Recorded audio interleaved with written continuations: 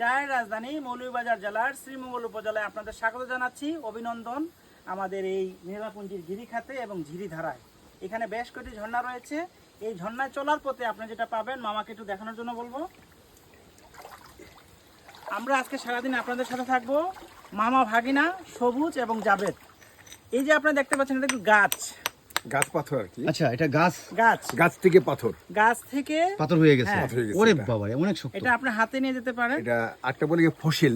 Fossil না? এটাকে বইয়ের ভাষায় বলে, আপনারা যখন ছোটবেলা পড়েছেন তখন বলা হয়েছিল ফসিল। আচ্ছা আচ্ছা।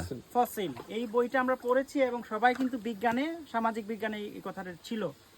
এই সেই ফসিল, এবং এই ফসিল কিন্তু পুরো রাস্তা, এটা কয়েক হাজার বছর আগের আউয়াল গাছ হতে পারে, বিভিন্ন ধরনের। মামা বলেন, মানে সামনে আরো বড় বড় কিছু দেখতে পারবেন গাছ। আচ্ছা। এবং মানে কি বিশেষ করে এগুলা আওয়াল গাছ, তারপর নেউর গাছ, তারপর যে বেরেঙ্গা, তারপরে বনাক, এগুলো দিকে হয় আর কি। এগুলা আচ্ছা সব গাছ